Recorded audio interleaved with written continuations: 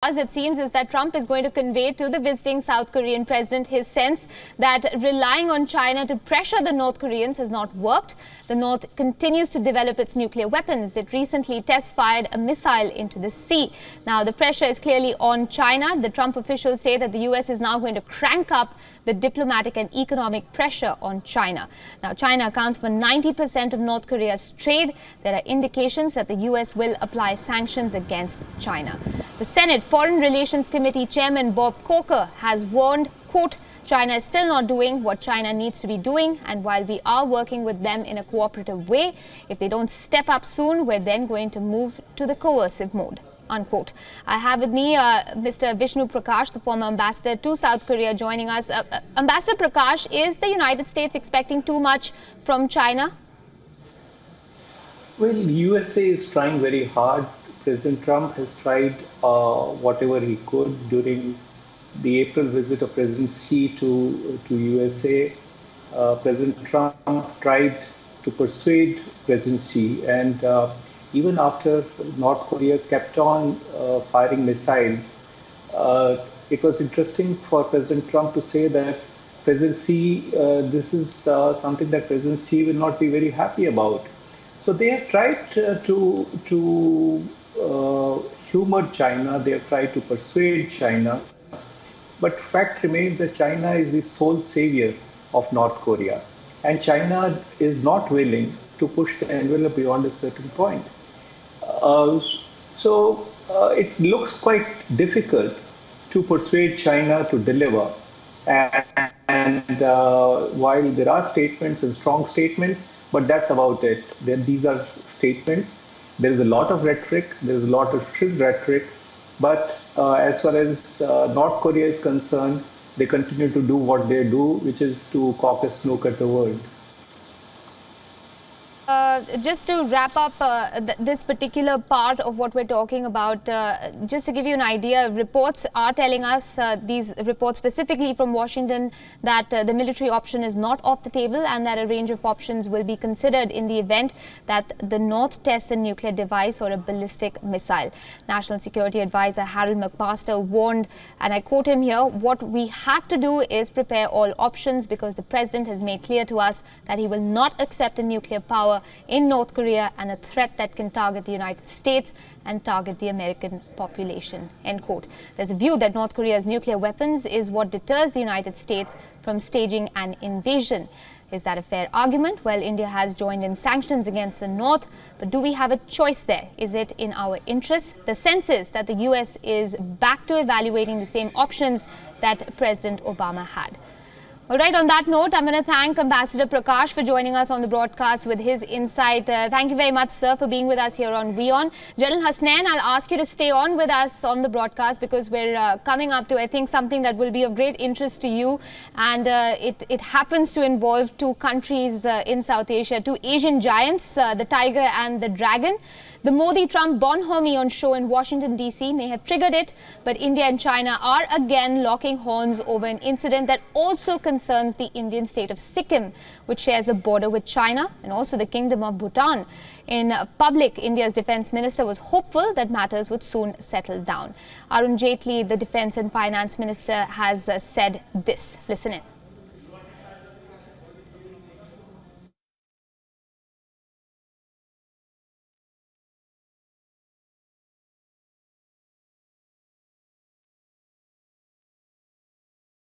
मुझे लगता है कि अनसेटल्ड बॉर्डर के ये कॉन्सिक्वेंसेस हैं और पहले भी ऐसी घटनाएं होती रही हैं और इस तरह की skirmish होती हैं। वहाँ गोली तो नहीं चलती लेकिन स्टैंड ऑफ्स होते हैं और फिर धीरे धीरे कुछ समय बाद स्टैंड ऑफ समाप्त होते हैं। मैं उम्मीद करता हूँ कि ये स्टैंड ऑफ भी समाप्त होगा। But with the Army Chief, General Bipin Rawat, now in Sikkim, the latest incident may not blow over that soon. So what exactly happened? Well, between the Indian state of Sikkim and the Kingdom of Bhutan lies the Chumbi Valley. Now, this valley is in Tibet, which is part of China, or so China claims. And China has been building a road in the valley, which is cutting through Bhutanese territory in the Donglong Plateau. Indian troops are present in the area as part of a contingent to train the Bhutanese army. Now, what happened? Well, the Chinese claim that Indian troops entered their territory. They also claim that some of their personnel engaged in road building were assaulted by the Indians. But Bhutan has objected to the road construction and issued a démarche to the Chinese. The démarche said, and I quote, "We have issued a démarche to China through its diplomatic mission here. Recently, the Chinese army started construction of a road towards the Bhutanese army camp at Zomphiri in Doklam area, which is in violation of an agreement between the two countries," end quote. Bhutan said that the territory has been in dispute, although on the map it's marked as Bhutanese territory. It added that pending a settlement, Bhutan and China had agreed to maintain peace, but it appears that the Chinese have been cutting corners in their desire to ensure strategic supremacy in this area. Just to give you an idea also of the Chumbi Valley, apart from the road, they've also been making preparations for laying a railway line running all the way from Gyanse in Yadong to the Chumbi Valley and also the Nathula Pass in Sikkim. This brings Chinese troops within 50 kilometers of the Chicken's Neck, that narrow corridor linking Bengal with Assam and other states in the northeast. If China cuts this corridor, then eastern India is completely lost. Let's break that down with our guests. Atta Hussain, General Atta Hussain stays with us on the broadcast. We're also joined by Rajiv Nayan, Senior Researcher and Associate at the IDSA, or the Institute for Defense Studies and Analyses. And joining us from Beijing this evening is Atul Aneja, the Hindu's China correspondent. Thanks everyone for being on the broadcast. Atul, if I can come to you first, why do you think China is ratcheting up these tensions on the Sikkim border? What exactly is the word on the street in Beijing? Well, it appears that this is a response to a number of events which have taken place in the recent past.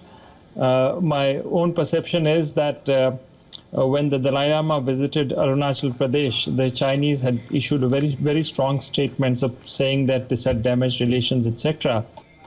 Then, of course, there was the Belt and Road Forum, which India boycotted, which I do believe, despite whatever Chinese might say, did cause considerable embarrassment to them. So it's an accumulation of a number of incidents. And perhaps the Chinese have now responded to that by going ahead and building a road into an area which is under dispute between China and Bhutan. So it does seem to be a studied response to a number of other events which have taken place in the recent past. All right, India, in the media here, there have been reports of people calling this China's diversionary tactics to take attention away from the bonhomie, if you will, that's sort of been on display in the United States between President Trump and Prime Minister Modi. Do you think that that's something that needs to be taken note of when we're having this conversation? Yes, I think so. That is also something, because the timing is interesting. It happens when Prime Minister Modi was in the US, so that is important. Plus, I think what has been of some concern to the Chinese has been the arms deals which are going on between India and the United States, especially about the UAVs, which was taken note of in China. So I do think that the timing is deliberate and seems to be timed. At least the sort of making it public is important, that it was timed to Prime Minister Modi's visit to the United States.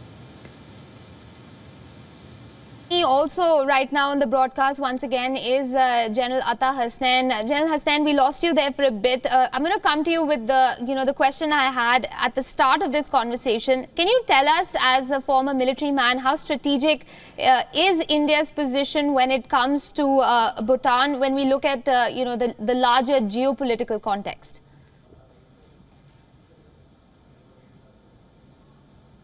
Sorry, Aisha, could you repeat that last part again?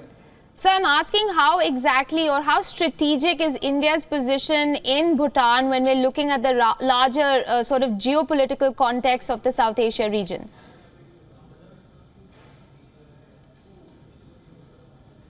You're talking about Bhutan? Yes, sir, where the Chinese are claiming that, that the Indian brigade and troops stationed there in the Donglong plateau actually carried out incursions.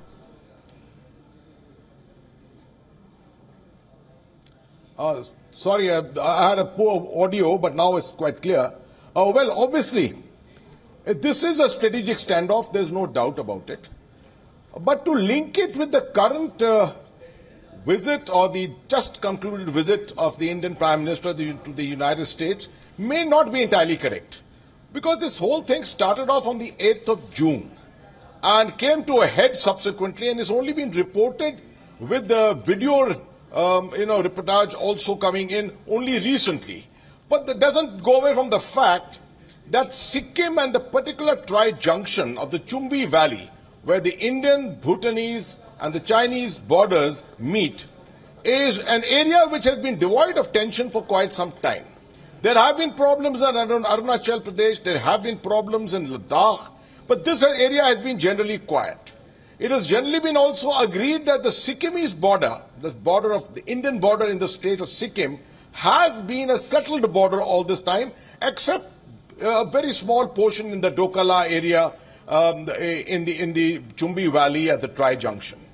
Now, the fact that this issue has been raked up at this particular time tends to make us believe that China is looking at trying to pressurize India a little to an additional extent, given the fact that the Indo-US strategic relationship seems to be enhancing, and also the overall relationship with Japan, Vietnam, Australia as a part of the maritime process itself is also enhancing. Okay. And China is quite clear. It does not want to allow India the strategic confidence to be able to deal with China in this manner. Okay. We have found a lot of pressure also all along the neighboring states, Sri Lanka, Myanmar, Bangladesh, Nepal. This is a part of the overall build-up. Okay, sir. Do you think then that it's safe to assume that there's a major shift that's taking place in the existing power access? And if so, to what effect for India?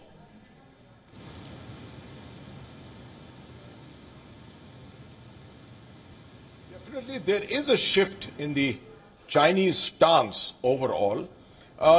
Given the last 2 years, 2 years ago when Prime Minister Modi met with the Chinese president, things were very, very different. But thereafter, it appears that India's stance of going along with the United States and all its other allies seems to have irked China to a great extent. You've also seen that it has acted in many other areas, the China-Pakistan Economic Corridor, for example.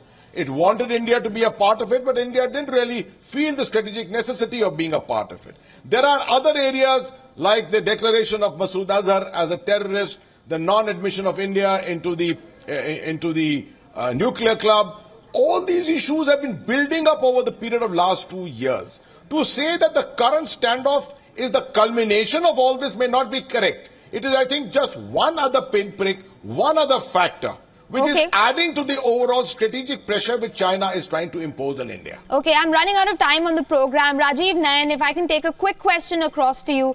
China's maneuvering has always been considered to happen with a degree of stealth. Even in this situation, we've not heard of any violence. Do you think that this silent sort of movement by China is something that India needs to take particular note of? Very quickly, sir.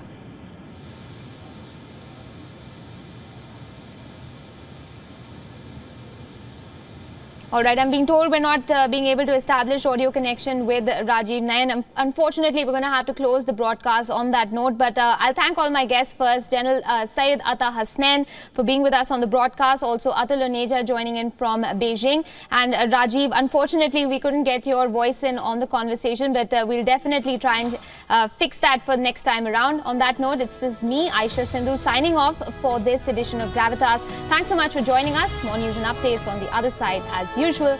See you then.